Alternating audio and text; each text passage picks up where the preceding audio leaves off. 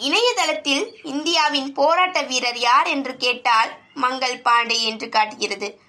1827 பிறந்த மங்கள் பாண்டே எப்படி இந்தியாவின் முதல் சுதந்திர போராட்ட வீரர் ஆவார்? ஏனென்றால் கிழக்கிந்திய கம்பெனி தென்னிந்தியா வழியாகத்தான் ஒட்டுமொத்த இந்தியாவையும் சென்றடைந்தனர். ஆங்கிலேயனை எதிர்த்ததும் சுதந்திர போராட்டத்துக்கான முதல் விதை விதைத்தலும் தென்னிந்தியாவில்தான், அதுவும் முக்கியமாக தமிழ்நாட்டில்தான். இணையதளத்தில் வேண்டுமானால் வரலாறு தவறாக திரிக்கப்பட்டிருக்கலாம். ஆனால் ஒவ்வொரு தமிழனுக்கும் தெரியும், இந்திய போராட்டத்திற்கான முதல் குரல், முதல் போர், முதல் உயிரிழப்பு அனைத்துமே தென்னிந்தியாவில் தான் நடந்தது. அதை இந்த உலகிற்கு உறக்கச் சொல்லும் கடமையும் எங்களுக்கு இருக்கிறது.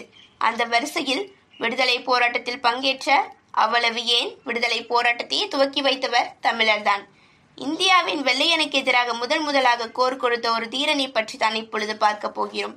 50 வருடமல்ல, 100 வருடமல்ல, கிட்டத்தட்ட 250 ஆண்டுகளுக்கு மேலாக இந்த வீரனின் வரலாறு மறைக்கப்பட்டதாகவே இருக்கிறது. தமிழகத்தின் தலைநகரத்தில் இவருக்காக ஒரு சிலை வைக்கப்பட்ட பின்புதான் இவர் யார் என்றே தெரிய வந்தது. விடுதலைக்காக அல்ல, தன் உரிமைக்காக அல்ல, உனக்கு நான் ஏன் வரி தர வேண்டும்? எங்கள் நாட்டை நீ எப்படி ஆள வரலாம்? என்னிடத்தில் உன்னுடைய அதிகாரத்தையும் நீ எப்படி செலுத்தலாம்?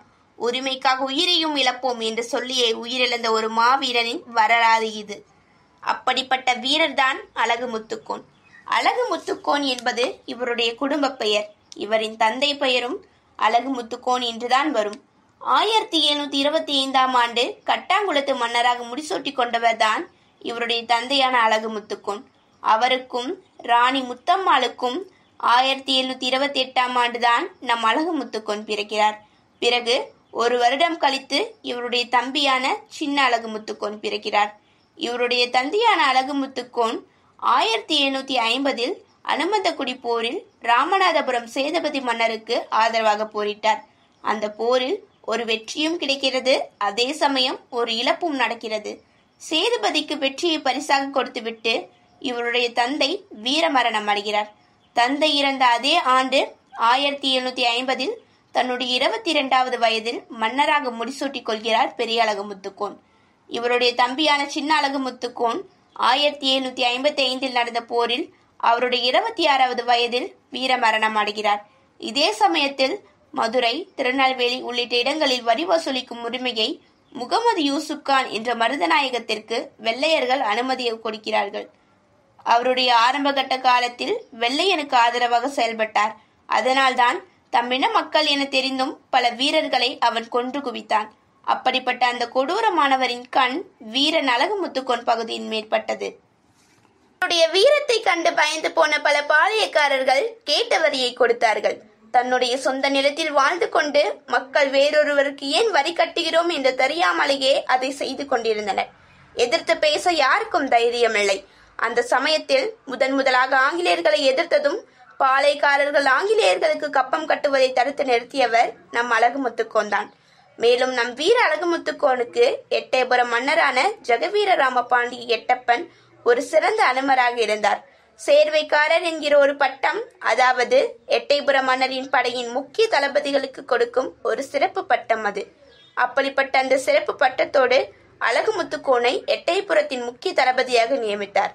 அழகு முத்துக்கோன் மற்றும் அவரோடு வந்த வீரர்கள் கூடி தங்குவதற்கு வசதியாக கட்டாங்குளம் மற்றும் அதனை சுற்றியுள்ள சில கிராமங்களும் வழங்கப்பட்டன. கிட்டத்தட்ட 500 பொன் வருமானமுள்ள சோழபுரம், வாலாம்பாடி, மார்த்தாண்டம்பட்டி ஆகிய கிராமங்களும் வழங்கப்பட்டன. வீரனாகிய அழகு முத்துக்கோன் சிறந்த போர் திறமையுள்ள வீரனாகவும் அதே சமயத்தில் எட்டப்ப மன்னருக்கு நேர்மையுடன் கூடிய சேவகனாகவும் இருந்தார். இந்தியாவின் பல முக்கியமான வரலாற்று நிகழ்வுகள் வடநாட்டில் இருந்தே என்று சொல்கிறார்கள். ஆனால் தென்னிந்தியாவில் தான் அதற்கான முதல் குரல் இருந்தது. இந்தியாவின் முதல் விடுதலை போர் 1857 நடந்தது என்று சொல்கிறார்கள். ஆனால் அதற்கெல்லாம் முன்பாகவே இந்தியாவின் பல இடங்களில் ஆங்கிலேயர்களுக்கு எதிராக போர் நடத்தினார்கள். அதில் 1759 வீர அழகு முத்துக்கோன் நடத்திய போர்தான் வெள்ளை அரசை எதிர்த்து நடைபெற்ற இந்தியாவின் முதல் விடுதலை போர் என்று கருதப்படுகிறது. வீரபாண்டிய கட்டபொம்மன், நெற்கட்டான் சேவல், பூலித்தேவர் ஆகியோர் வெள்ளையர்களை எதிர்ப்பதற்கு முன்பே வெள்ளையர்களை எதிர்த்து முதல் குரல் கொடுத்தவர் வீர அழகு முத்துக்கோன். எட்டயபுரத்திலும் அதனை சுற்றியுள்ள பாளையங்களில் வரி வசூலிக்க ஆங்கிலேய தளபதியான அலெக்சாண்டர் கிரேன் மற்றும் கான் சாஹிப் என்ற மருதநாயகம் வந்தார்கள். இதை கேள்விப்பட்ட எட்டயபுரம் மன்னர் உடனே ஆலோசனை கூட்டத்தை கூட்டினார்.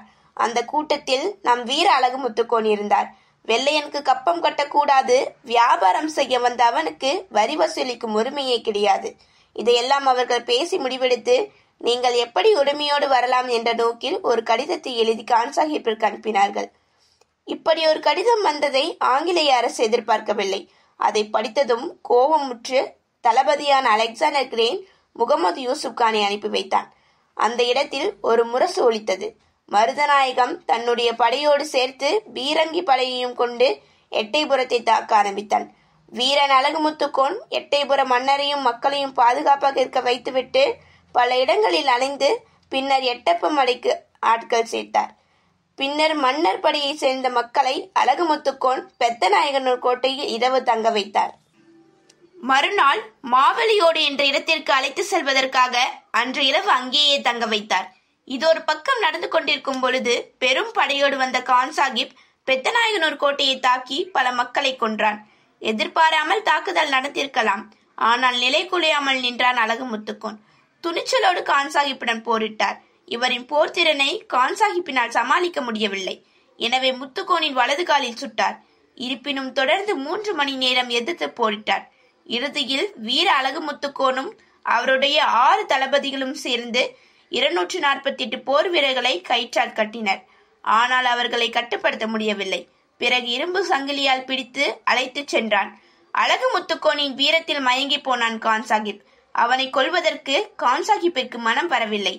ஆனால் அதே சமயத்தில் தன்னை எதிர்த்த ஒருவன் தன்னிடம் மன்னிப்பு கேட்க வேண்டும் என எண்ணி அழகுமுத்துக்கோனிடம், நீ போரிட்டது தவறல்ல, எங்களுக்கு தேவையான வரியை மட்டும் கட்டிவிடு, உன்னை உயிரோடு விடுகிறோம், மன்னிப்பு கேள் என்றான் கான் சாஹிப். அதை ஏற்க மறுத்தான் வீரன் அழகுமுத்துக்கோன்.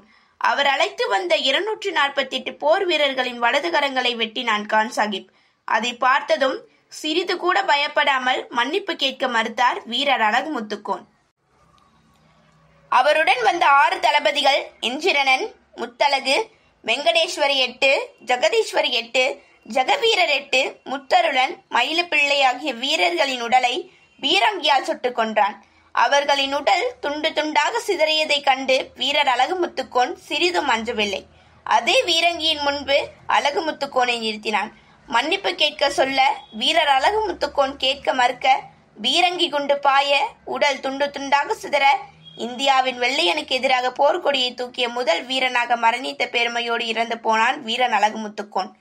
பீரங்கியால் சுரப்பட்டு சிதறிய துண்டுகள் ஒரு நார்பட்டியில் வைக்கப்பட்டு பிறகு எட்டயபுரத்தில் உள்ள சோழபுர கண்மாய் கரையில் தீ வைக்கப்பட்டது. இவரை போன்று நாமும் சுதந்திர இந்தியாவின் தன்மானத்தோடும் வீரத்தோடும் மனிதநேய பண்போடும் வாழ்வோமாக. மீண்டும் நல்ல எபிசோடில் சந்திக்கும் வரை உங்களிடமிருந்து விடைபெறுவது R. Sri Mahima 11th T1. நன்றி, வணக்கம்.